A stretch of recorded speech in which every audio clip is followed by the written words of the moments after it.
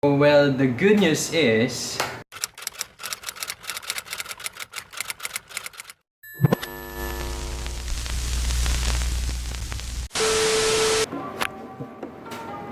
hi guys! It's me, Eugene again. Welcome back sa YouTube channel ko. Sa mga hindi pa nakapag-subscribe sa YouTube channel ko, please click the subscribe button. At kung hindi nyo pa napanood yung ibang videos guys, please browse all the videos on my YouTube channel and please the like button guys and share.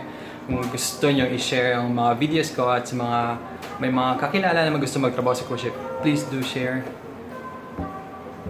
Please do share the YouTube videos guys para naman ma-encourage at ma-inspire sila sa mga videos. So, medyo matagal na yung last video ko. So, yung kaka-upload ko lang na video na before nito guys, yung ano lang yun, parang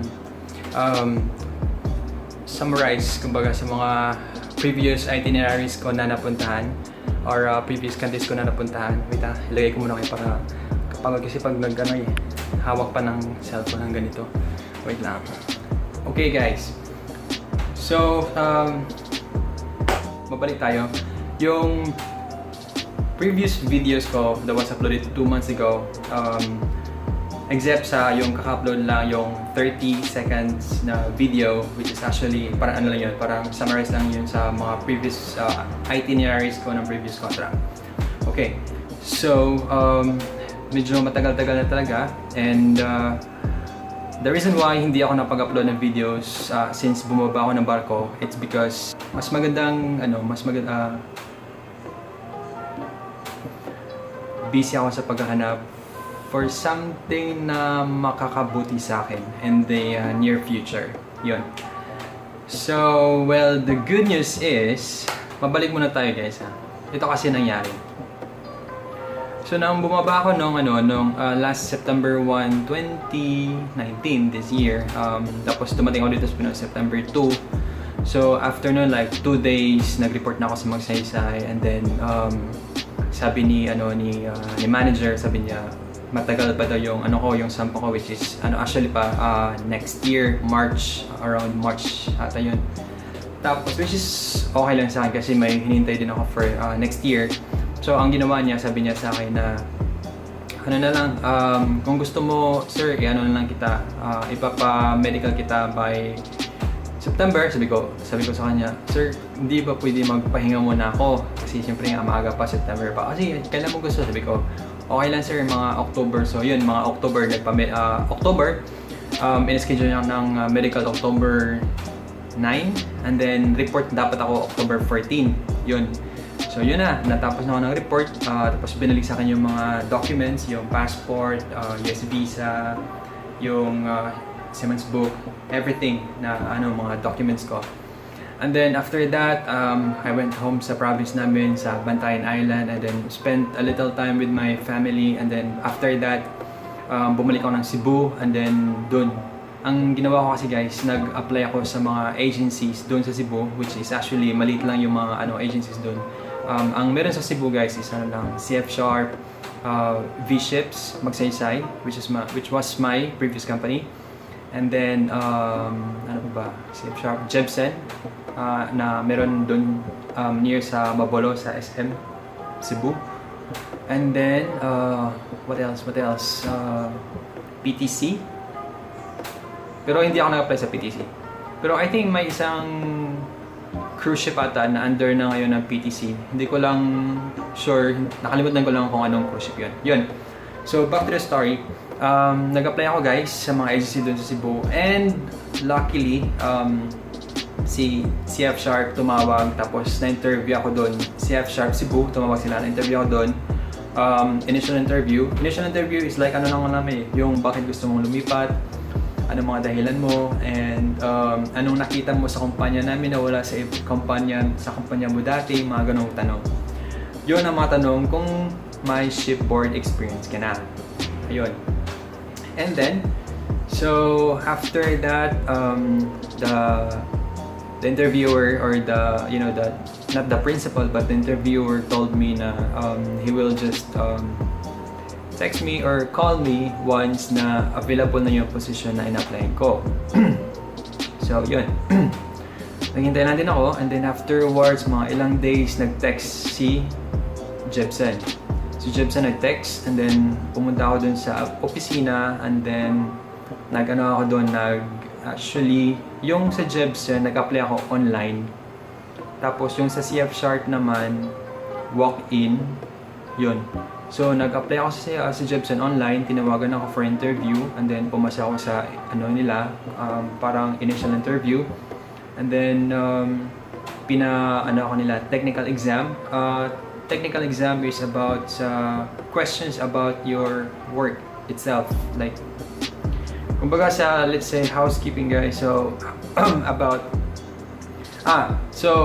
not housekeeping, but I would say galley utility. So, about the Bakit system, HACCP, what is USPH, United States Public Health, sino si USPH, mga ganong tanong. So, it's all about galley utility. Ganon yung practical exam.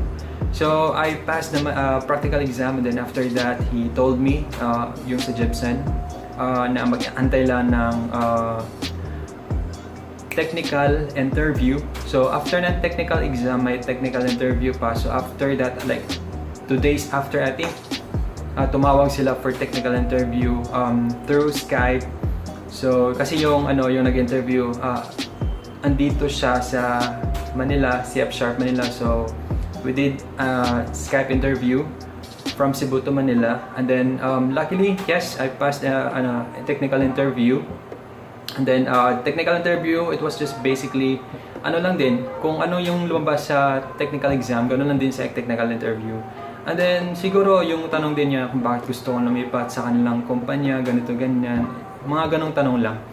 And then, luckily, yes, I passed the technical interview. And then, they told me na antayin na lang daw yung principal interview. Ang nangyari noon, mga boss, sabi nila, mag-text lang daw sila if pumasa ako sa technical interview. So, nung gabi yun, nakaka-receive ako ng text na, yun nga, nakapasa ako sa technical interview. And then, yung principal interview that was supposed to be yung October 17, pero hindi ako pumunta. After that, ang ginawa ko, ginrab ko na lang yung ibang chance. So, what I did is, I decided na pumunta dito sa Maynila para mag-apply. Kasi sa Maynila, mas maraming opportunities, mas maraming agencies, so mas may malaking chance na makasampa. Nagpasa ako sa TDG online.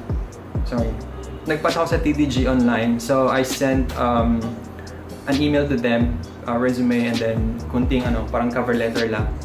Tapos, na-text pala nila ako sa nung andun pa ako sa Cebu, na-text nila ako na daw for interview. So, yun, lumuwas ako na Manila agad-agad kahit na sobrang mahal ang ticket. So, nang pagkadating ko dito sa Manila, nag-report agad ako sa TDG, and then she asked me kung taga saan ako, ganito ganyan, and then I told her na taga Cebu. Tapos, yung work experience sa previous barko ko, sabi ko ganito ganyan. I work as hotel assistant, and then she told me na so yung alam ko na yung hotel assistant, so may kayo parang 2 departments, gano'n. Sabi ko, yes ma'am, na-assign ako sa ganitong department only for the whole contract, ganito. So she asked me then na okay lang ba sa'yo na malipat ka dito sa department, which is actually yung galley utility. And then sabi ko naman sa kanya, okay lang din, walang problema. Kasi nga, di ba, naghanap tayo ng trabaho ko, so dapat guys, yes lang ng yes kung mag-i-interview sa'yo. Kung yung interviewer magtatanong sa'yo kung gusto mo ba ganito o ganito ganyan, dapat yes lang ng yes tayo guys, for as long as na-happy ka dun sa decision mo. Yun. So, yun na nga guys, she told me na may opening on November, which is actually yung Disney.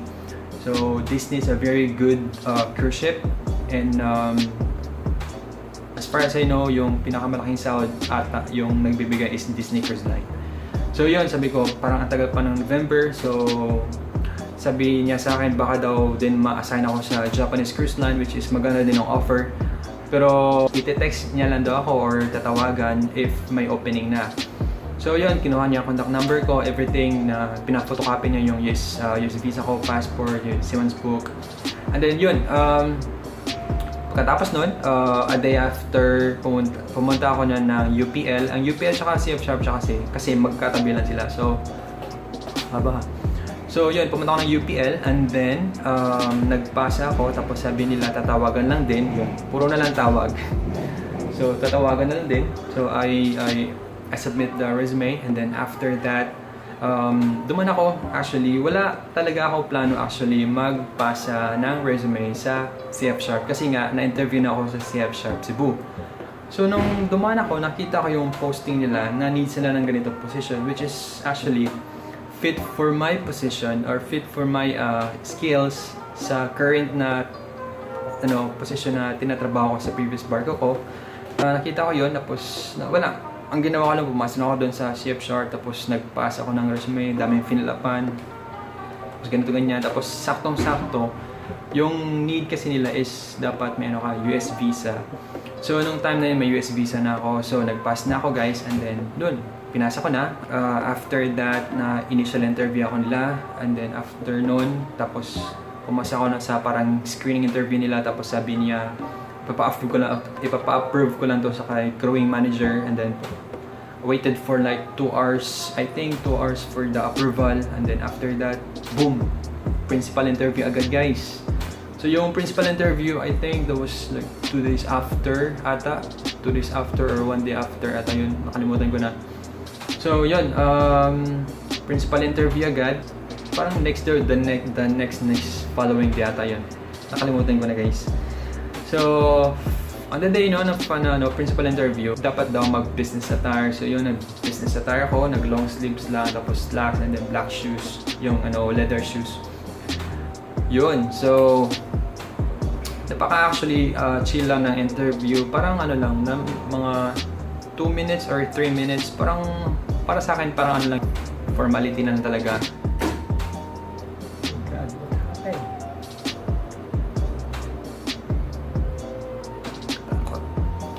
So, yun guys, ang ginawa nila, nung time na ako na interview na, nag-submit na ako, tapos pumunta na ako sa principal, tapos ang tanong agad ng principal, bakit daw gusto kong lumipat sa kumpanya nila? And then, may isa pang tanong, bakit daw sa department na to gusto kong magtrabaho, ganito ganyan. Kasi nga sa hotel assistant, diba rotation, so yun, sinagot ko lang ng maayos, in a positive way, para naman mas maganda. And then, yun nga, pagkatapos nun, sabi ng principal interviewer na, okay, I approve you for this position, ganito ganyan, ganito yung sahod mo, okay? And then, sabi niya, oy, may US visa ka pala. So, sabi niya, kung gusto ko ba daw, sumampa. Sabi ko, okay lang boss, sige lang, okay lang. Sabi ko, yes, gusto kong sumampa. Tapos sabi niya, kailan ba yung uwi mo nung last disembark mo? Sabi ko, September 1 pa boss. So, okay. So, bago-bago pa lang yung yung uwi mo. So, baka pagod ka pa. Sabi ko, okay lang boss. Siyempre guys, di ba? Once again, naghahanap tayo ng trabaho. So, dapat ko lang ng guys. At sa akin naman, wala nang problema kung sasampa ako ng maaga. Which is actually good kasi may nahabol din akong oras. Yun, so nga, yun na guys. Okay, sabi niya, balik ka dito on Monday, submit ng mga documents mo, ganito ganyan. So, nung Monday na yon, bumalik ako ng agency, and then I submitted all my documents, and then parang parang timing lang talaga guys, na sa time na yon parang need nila ng isang ganitong position, which so sabi ni nung nag-handle sa akin si Sir Francis, kung gusto ko ba daw, hindi pala, yung si crewing manager, sabi niya, sinong ipapalit din kay ganito ganyan, sabi niya, ito na lang si Mansueto kasi ready to travel na, andito na lahat ng mga documents na niya, ganito ganyan. So tinanong nila ako kung gusto ko ba daw sumampa, sabi ko, oh sir, gusto kong sumampa. Tapos sabi nila, sampa ka next week ha. Tapos nagulat ako kasi next week na agad-agad, parang ang bibilis ng ang bilis ng panahon. So, yun, sabi nila medical ka na bukas yun. Nagpa-medical ako ng kinabukasan sa Super Care Manila. So, first time ko nag-medical actually sa Super Care Manila. Gawa ko ng different vlog guys about Super Care Manila sa experience ko dito sa Super Care Manila. So, yun guys, nagpa-medical ako, and then yun, na-fit to work naman ako. So, pagkatapos na nagsubmit na ako mga documents ko, yung medical, everything, and then, nung, ano ba ngayon? Nung Friday, sinabit ko na yung medical ko, everything, and then, dinispatch na ako. I have the flight details na guys, and then, balik buhay barko naman tayo kasi bukas actually flight ko na bukas. Today guys is 20th of October and then tomorrow is my flight 21st of October. I-review ko pamaya yung yung flight details ko kung anong oras, anong mga airport, ganito, ganyan. But I'm sure na yung joining port ko is in Kotor, Montenegro. Do-double check ko pa yan, hindi ako sure. Yun, so yun muna guys yung update ko sa inyo. Pasensya na matagal yung vlog ko guys. And may magpapa-shoutout ata, nakalimutan. Wait guys. Okay, shoutout ko lang guys yung mga nag-comment sa mga previous vlogs ko. Hi to Liana Montes, Jeronima Pilipco, Franz Bendia, Harley Dev, Ana Visto, Juvit Valencia, it's me Jella, Sheila Paco, hi, McClare Bacolod, hello, Mami Jeremy, hi po, Ruben de la... Ruben paano ba to?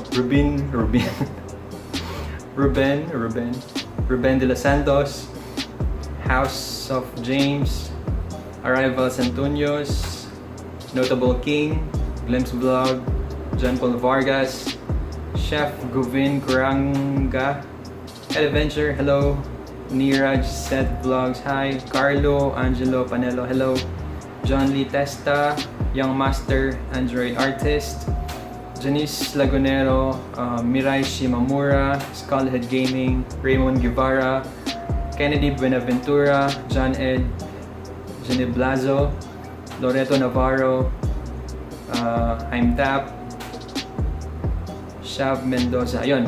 So guys, hi nga pala sa inyo. Thank you guys for for commenting on my previous videos, and maraming salamat sa inyo guys kasi as of today I have 3,943 subscribers guys. So we are almost at 4K now. So I hope na maging 4K to before the end of October, and before the end of the year magiging 5,000 tayo guys. And I have plans actually in my YouTube videos now. So I'm planning to upgrade my gears para mas madali akong mag-edit, tsaka mas maganda yung quality ng videos natin, at tsaka makapag tayo travel vlogs guys. So yun, thank you for watching guys sa world tour in 30 seconds na vlog ko. And also ang may madaming views ko dito yung all about salary guys. So maggagawa pa tayo ng bagong videos na i-update natin yung cruise ship salary para crew, yung sahod sa cruise ship, para mas update kayo guys. So I'll make another video on that to update this video kasi parang last year pa ito nagawa ko. So yun, thank you guys for subscribing to my YouTube channel. I hope na hindi kayo magsasawa sa pag-support ako, at I hope na supportan niyo pa yung mga future videos or future vlogs ko. And yun, so dami ko pang gagawin ngayon actually. So dito na lang muna yung vlogs guys kasi ang dami ko pang gagawin mamaya. Pupunta pa ako ng Robinsons Manila, ang mall ng mga Seaman. So dito na lang muna guys. Kita-kits sa mga future vlogs ko. Future vlogs ko. Alright, dito na lang muna. See you guys. Ciao.